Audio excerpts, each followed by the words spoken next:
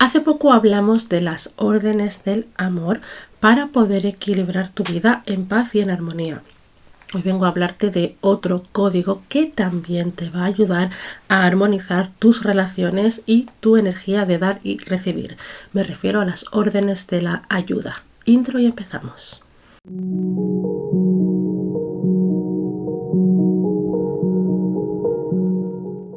Me alegro mucho de verte y espero que estés muy bien.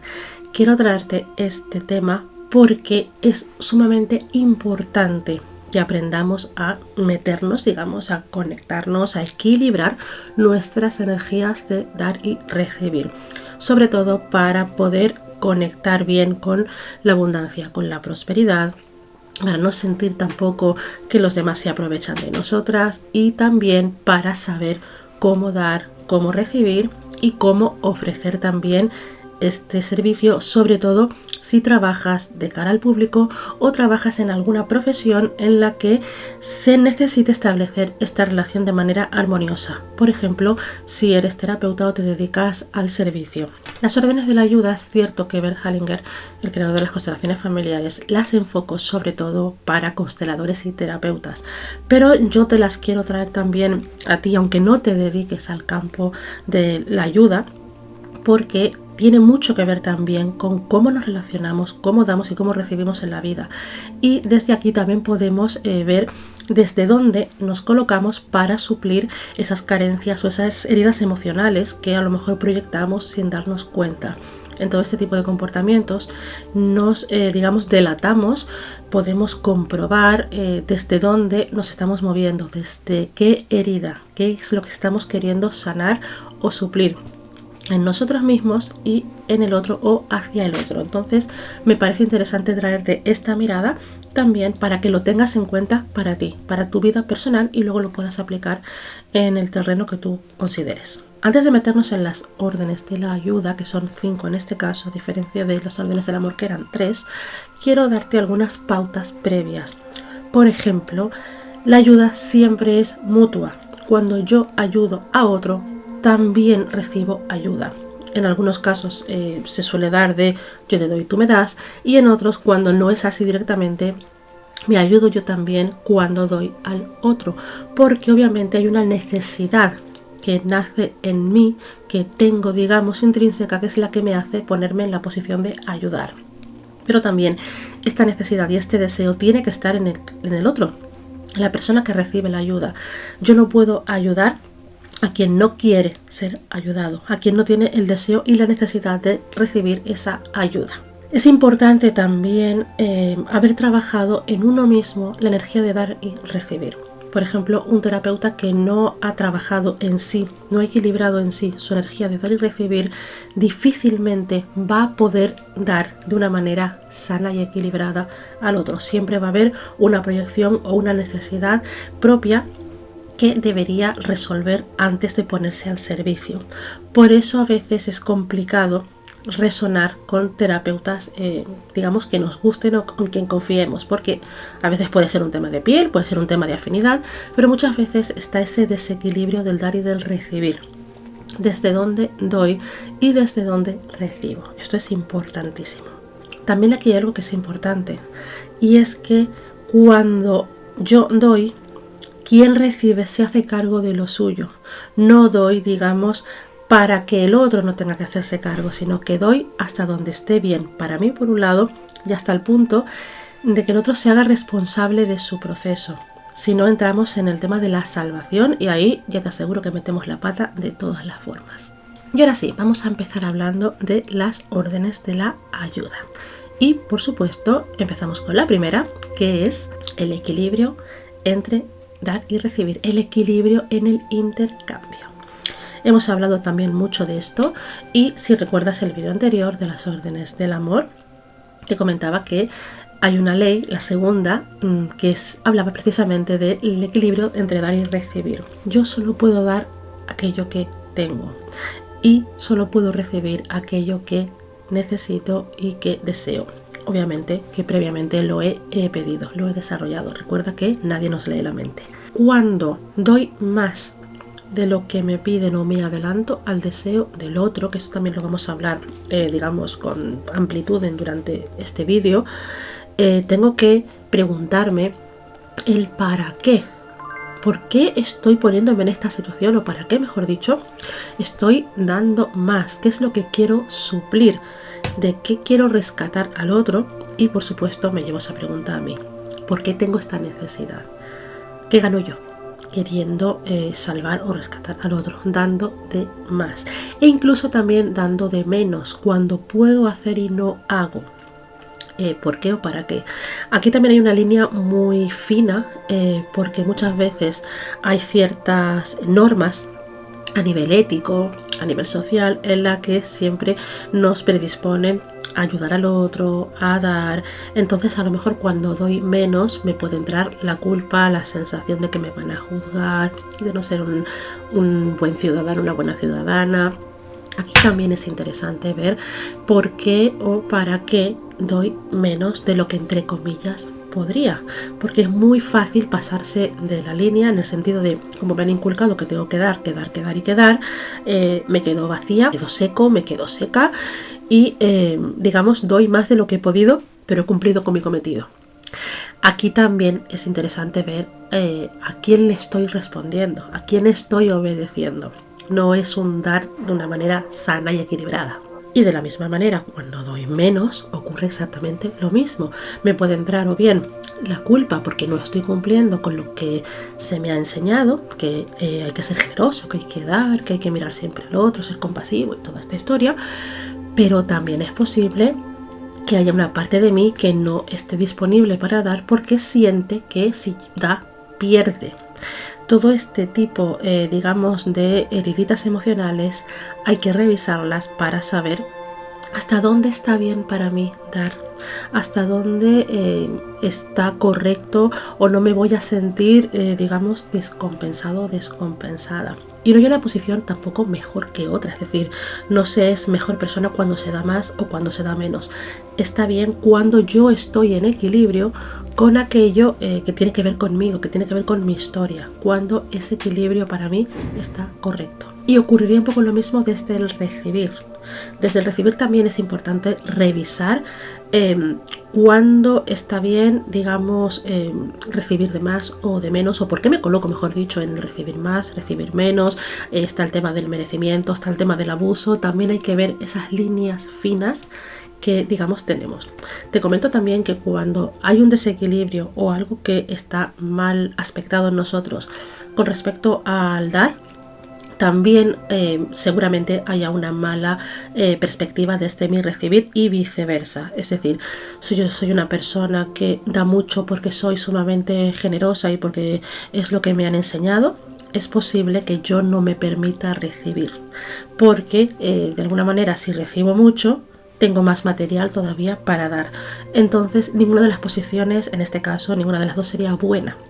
Aquí hay que revisar cómo está mi dar, cómo está mi recibir y tratar de equilibrarlas para que estén en armonía y por ende yo también esté en armonía con la vida, con los demás y mi dar y mi recibir pues estén a la par. La segunda ley de la ayuda, la segunda orden de la ayuda es la del respeto. El respeto con respecto al destino del otro. Muchas veces querer ayudar es querer evitar o salvar al otro de algo que sabemos o sentimos que no va a ser bueno o que va a ser perjudicial para esa persona. Cuando yo ayudo, respeto el destino del otro. Esto quiere decir que respeto las decisiones que tomen, que yo no esté de acuerdo, respeto incluso que no quiera aceptar mi ayuda. No entro en el juicio. Ayudar no nos puede jamás posicionar ni en una posición de verdad o de superioridad, porque si yo ofrezco mi ayuda y el otro no la recibe a medias, la toma pero aún así no hace aquello que yo considero que tiene que hacer, me estoy poniendo por encima. Hay un halo de superioridad y recordamos el equilibrio, estamos entre iguales, que también lo hablaremos un poquito más adelante. No es menos el que recibe y no es más el que da. Estamos entre iguales. Cuando esto no sucede, el que da se suele sobrecargar porque está la exigencia de dar y de asegurarme que vas a hacer un buen uso de aquello que te doy o que vas a cumplir tu destino tal y como yo lo veo. Y el que recibe, digamos, podría tener como dos reacciones. O bien se enfrenta porque se siente que lo están coartando, que lo están guiando de una manera excesiva, o quizás por agradecimiento o por complacencia, por quedar bien, por no hacer daño a la persona que le da, por contentarla, podríamos decir, puede hasta renunciar a su propio destino en pos del deseo de la persona que da. Entonces aquí tampoco se recibe de una manera sana, se recibe con muchas condiciones y siempre va a ser contraproducente, por mucho que la intención del que da sea muy buena, porque no se está respetando el destino propio. La tercera ley es la de la igualdad, y en este caso voy a hablarte del dar y recibir desde el adulto. Doy desde mi adulta y recibo desde mi adulta. ¿Por qué?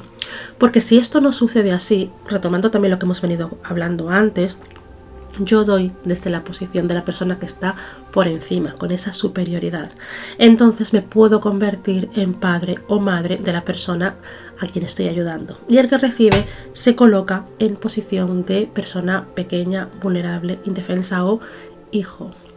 Esto sucede sobre todo en esas ayudas que vienen con condiciones, en esas ayudas en las que además te marcan el cómo lo tienes que hacer. Hay una falsa, digamos, ayuda, tal y como yo lo veo. Me la he encontrado algunas veces, por ejemplo, en ciertas consultas de personas, suelen ser madres de familia que vienen a preguntar diferentes cositas con el tarot, suelen ser madres de adultos, porque si son de niños aquí yo ya digamos reculo, porque entiendo que un niño está a cargo de sus padres, pero una persona que ya es adulta y tiene su vida, me he encontrado muchas veces con madres que vienen a la consulta que me preguntan por la vida de los hijos, preguntan si han tomado una buena decisión, o si están bien con esta pareja que tienen o lo que sea, porque están preocupadas. También noto, por ejemplo, que puede haber cierta molestia si lo que dicen las cartas es contrario a lo que esta persona piensa, y normalmente estas personas preguntan por algo propio en último, digamos, a último momento, cuando ya no queda prácticamente tiempo para la sesión o ya han preguntado lo que necesitaban saber sobre los demás. Y siempre suele acompañarse con una frase tipo: antepongo siempre a los demás y me dejo para la última, porque es mi labor como madre, porque siempre soy una persona que da y no recibe. Y realmente aquí lo que hay es control, porque no hay un preguntar desde el respetar el destino del otro, sino desde el control, desde ver si lo que yo he hecho, lo que yo doy, está valiendo la pena bajo mi perspectiva. Entonces también hay que tener como cierto cuidado cuando damos y recibimos, desde dónde lo hacemos. Doy desde la igualdad, doy desde el control, eso también es importante revisarlo. Podríamos decir también que dar desde el adulto es no salir a rescatar a quien recibe. Y quien recibe desde el adulto no va a pretender que el otro supla sus carencias, porque también cuando uno recibe desde el niño, pretende que quien da le resuelva las historias. Necesito que me des para resolver esto, necesito que tú te hagas cargo de esto. Y recordamos que quien recibe se hace cargo de su destino. La cuarta ley del amor la voy a, digamos, presentar tal y como se hace en constelaciones. La voy a matizar, pero me parece importante presentarla tal cual. Y es el de la empatía sistémica. La palabra sistémica hace referencia precisamente a los sistemas, a los grupos a los que pertenecemos. El primer sistema al que pertenecemos y que es la referencia para cómo nos movemos en la vida es el sistema familiar. Por eso esta terapia se llama constelaciones familiares, porque nos vamos a resolver las historias que tienen eco en nuestro primer sistema. ¿Qué quiere decir entonces esta empatía sistémica? Quiere decir que yo cuando trabajo en consulta con una persona no miro solo a la persona, sino que miro a su sistema. No me quedo solamente con la visión y la versión de la persona, sino que veo cómo esa persona, con su punto de vista que es fundamental, se proyecta en su sistema. ¿Cómo te puedes llevar esto a tu vida cotidiana? Porque obviamente no vas a ir constelando así a la gente, o a lo mejor no eres consteladora y ya está. ¿Cómo te puedes llevar esta información a tu vida normal? Lo que yo aquí plantearía es lo de la empatía sistémica, es que cuando alguien te cuenta algo y obviamente se posiciona o te manifiesta alguna emoción de rabia, de ira, o a lo mejor un exceso de alegría con respecto a algo o a alguien, tienes que tener en cuenta que estás hablando de una mirada subjetiva, que es una persona que tiene su propio sistema, que tiene su propia red de contactos, sus propios vínculos, con lo cual lo que te está contando es una proyección subjetiva. No te estoy diciendo con esto que no le creas lo que te dice, sino que seas capaz de verlo como con cierta perspectiva. Te pongo un ejemplo. Imagínate que tú y yo somos amigas y yo empiezo a criticarte a gente que tú no conoces, gente del trabajo. Tú no la conoces y yo empiezo a contarte vida, obra y milagros. Y tú automáticamente, porque eres mi amiga, te pones en contra de esa gente y me compras todo el cuento. Yo formo parte de un sistema, en este caso sería el laboral. No estoy diciendo que no me apoyes como amiga, pero ten en cuenta que te estoy contando una visión subjetiva. Te estoy contando algo que me está pasando a mí desde mi experiencia, mis heridas y mi proyección hacia la vida. Entonces es muy posible que si tú conocieras a mi entorno laboral y conocieras a esta gente, si la mirada digamos sesgada por mi opinión, por mis quejas, porque me ha sostenido el llanto, por lo que sea, pues a lo mejor si tú no te dejases condicionar por eso, pues podrías ver algo como más objetivo, más neutro. Esto es como complicado.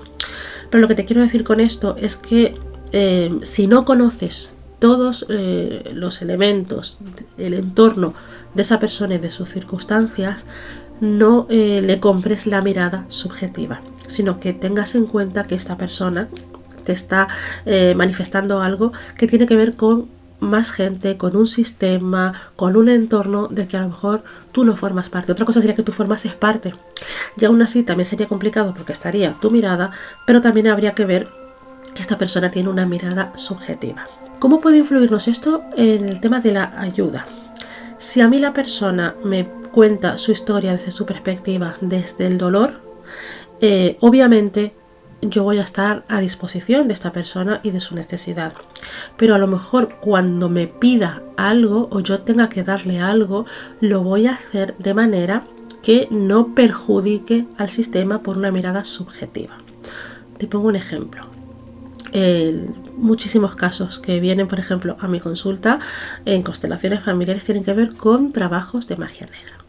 Y la persona viene y me cuenta que esta persona o que estas personas le hacen magia negra y me cuentan pues que ellos no han hecho nada para merecer esos ataques, que ellos solamente trabajan con la luz y que no entienden por qué les hacen esos ataques. Y pues obviamente quieren eliminar esa magia, ese vínculo negativo. Yo aquí podría directamente, cuando constelo, partir de la base de la realidad de que esas personas son malas y le están haciendo daño a mi cliente, y desde ahí hacer ese trabajo, ayudarla para liberarse desde ahí, teniendo en cuenta que esas personas son malas. Yo no sé si son malas o son buenas, yo no sé realmente si mi cliente está haciendo o no está haciendo nada, y tampoco voy a entrar en si se lo merece o no se lo merece. Yo me voy a quedar con la mirada neutra e imparcial de que esta persona está pasando por una situación muy desagradable y necesita ayuda. Entonces, ¿qué es lo mejor que yo le puedo ofrecer a esta persona? Lo mejor que yo le puedo ofrecer es ayudarla a sanar ese dolor sin entrar en si los otros están haciendo o no están haciendo nada. Lo que yo voy a hacer es entrar en el enfoque de que si esta persona está resonando con este dolor y esta empatía y está sintiendo que recibe estos ataques, es porque hay algo propio que resuena con eso. Es a lo que yo me voy a enfocar a sanar, sin entrar a juzgar a esas personas, sin comprarle a lo mejor el argumento, la rabia de estas personas son malvadas, y tampoco voy a alimentar esa rabia o ese odio hacia esas personas, sino simplemente voy a tratar de una manera objetiva y neutra de no llevar el foco de atención a esas personas y llevarlo a mi cliente y a su situación, a su problema, a su dolencia. Cuando a ti te venga alguien y te pida ayuda, pues porque le están haciendo daño, porque se están portando mal, por lo que sea, si no tienes como pruebas fehacientes, si no eres parte implicada, trata siempre de enfocarte en la necesidad de esta persona sin entrar a tirar abajo a aquellas personas que le estén haciendo este ataque o a quien la persona que te pide ayuda esté atacando o criticando. No entres ahí porque entonces la ayuda va a ser subjetiva. Lo que vas a hacer es rescatarle una herida, pero no hacer una mirada desde fuera. Quizás esto es un poco complicado, es un poco subjetivo. Si quieres que lo detalle un poquito más, puedo dedicar también un vídeo para matizar esto un poquito, pero es una de las partes fundamentales para poder ayudar de una manera que sea útil. Y esto tiene muchísimo que ver con la última ley de la ayuda, que es la del amor incondicional, la de la reconciliación. Es decir, voy a respetar el destino del otro, voy a respetar el dolor del otro y mi actitud de ayuda va a ser siempre desde la reconciliación. No voy a entrar, por ejemplo, en obligar a alguien a que se reconcilie con una persona, con una situación, como a veces ocurre con muchos terapeutas que te obligan a transitar el perdón cuando no estamos preparados, porque hay que reconciliar y hay que perdonar, porque si no, aquí no hay sanación. Si yo no soy capaz de reconciliar, tendré que ver ¿por qué? Y no siempre es obligatorio pasar por esa reconciliación, o no siempre hay que hacer ese protocolo o exponerse por ahí, porque es importante también ver lo que a mí me duele, lo que a mí me hace sentir esta situación. A lo mejor para mí es un acto violento tener que transitar por un perdón que no me llega, que no entiendo y con el que no resueno.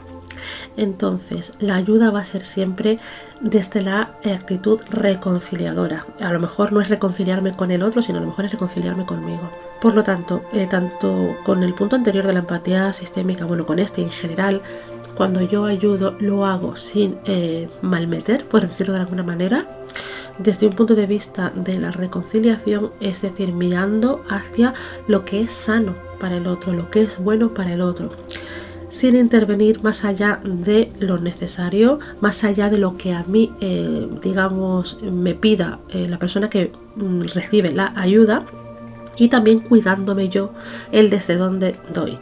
Entonces podríamos decir que esta última ley hace referencia precisamente a eso, desde la mirada del amor incondicional, desde el respeto absoluto, y sin ánimo de malmeter, sino todo lo contrario, de sanar y reconciliar esas partes que en ese momento necesiten ser miradas y recibir amor. Sobre todo la reconciliación va a partir hacia uno mismo, sobre todo cuando estamos en la ayuda. La reconciliación va a ser hacia la persona que recibe, hacia sí misma. Este campo da muchísimo para pensar, muchísimo para hablar. Se podría seguir, digamos, matizando un poquito más. Te vuelvo a recordar, si quieres que especifique algo más o que me centre en algún aspecto concreto, no tienes más que pedírmelo.